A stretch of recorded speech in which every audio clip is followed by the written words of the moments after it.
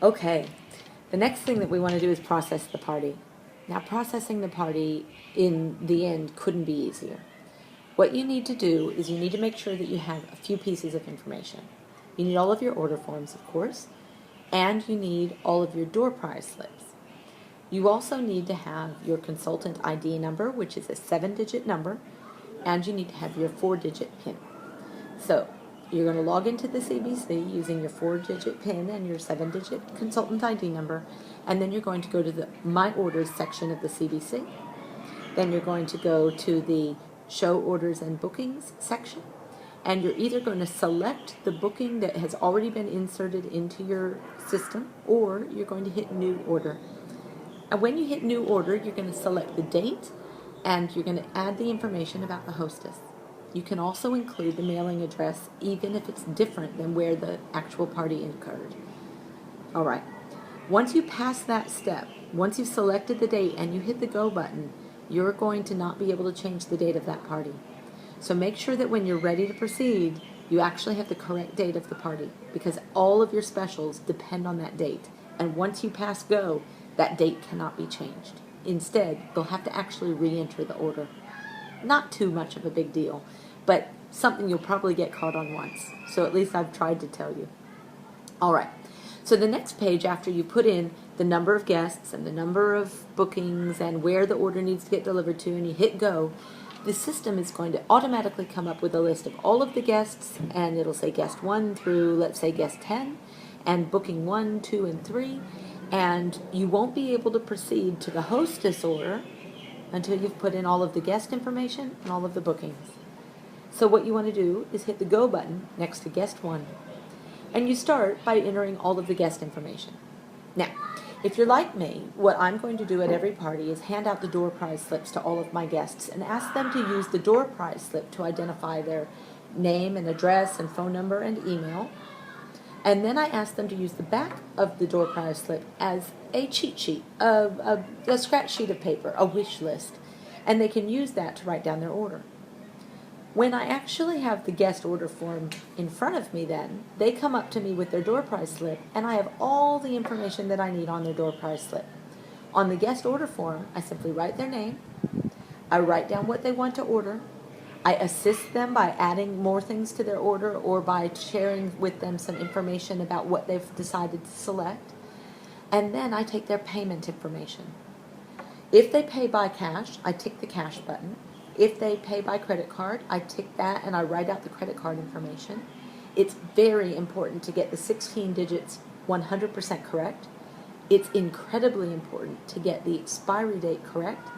And then add first name, last name, and have them sign the piece of paper before you give them the copy of their receipt. If they are going to pay me into my direct bank account, I write EFT on the form, and then I tear off their receipt and I write in my pen on their receipt so that it's very legible what my banking details are.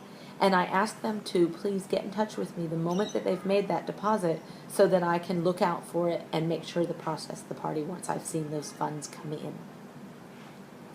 I also make sure that she's going to do that deposit within the next 24 hours. It's one of the things that I like to do is process the show the next business day.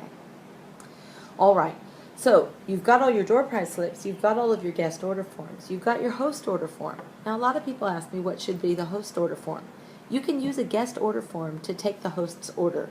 I usually write the hostess's name at the top, and then underneath that I write hostess order. And then I put her order down there.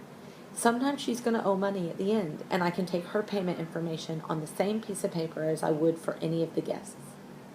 Okay, so I've got all of the information that I need. I log in, I go into the order, I put in each order. Once I put in the guest's information, I actually tick whether or not she wants to receive Candle Connection. Now this is the first time I've mentioned Candle Connection, and I'm going to talk about it a little bit later. But if you have collected their email addresses, you should have also let them know that once a month, you send an email with all of the specials for that month, on the 1st actually. So if you tick that box, that client will now automatically receive your Candle Connection email if you have subscribed to our online marketing suite. More about that later. All right. So You enter the information in for the top portion of each guest, and then you enter her order. And that couldn't be easier. You put the order code and the quantity, and then the order code and the quantity, and the order code and the quantity. And once you've put all of the orders in, you hit the total button, and it'll tell you if all of those items are correctly entered and available. It's super, super simple. You always have to hit the total button before proceeding, and if you need more lines than the 5 that are initially available, you just use the little plus button at the bottom of that list, and it will add 5 more lines for you so you can keep going. You don't put any payment information on this page, but you do that on the next page. Now, one more thing I wanted to tell you is that there's also a tick box for if that person booked a party. If you tick that box, it's going to open up a date, and you can put the date and time of that party, and it'll automatically be added to your future bookings. It also will be automatically added to the party, and therefore the host will be now eligible for one of her half-price items. There's another tick box at the top of every guest order until you use it, and that is, this guest is also the hostess. If you tick that box, then all of the information is automatically loaded in for you, and you don't have to do a thing.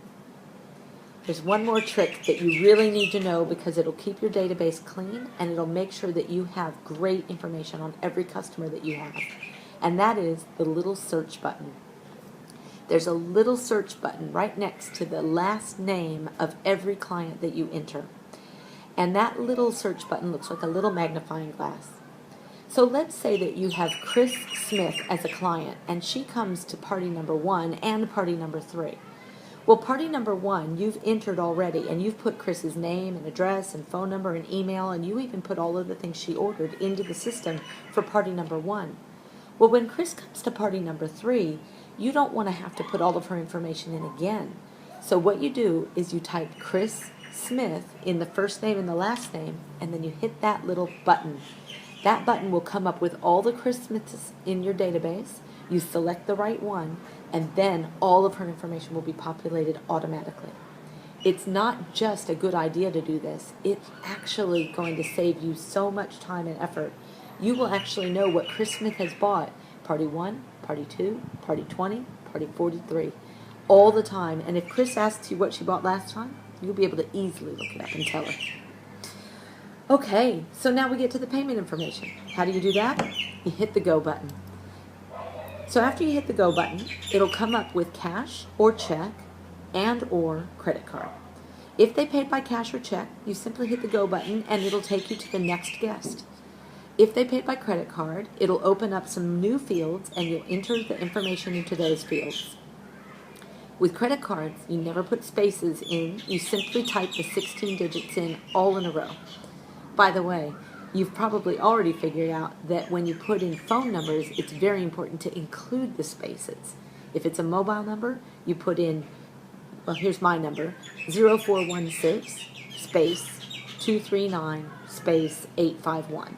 And if it's your home number, you put in 02 space 9705 space 0915. That's the way that you have to format all of your phone numbers. But for the credit cards, straight through, 16 digits, easy peasy. Don't forget to put the expiry date in, and if the system dings at you when you've put in something wrong, just go through the numbers again, make sure you haven't transposed anything, check the expiry date and the credit card type, and then move forward. A little hint, Visa cards start with a 4, and MasterCards start with a 5. So if you forgot to tick something when you had the card in your hands, that's your answer.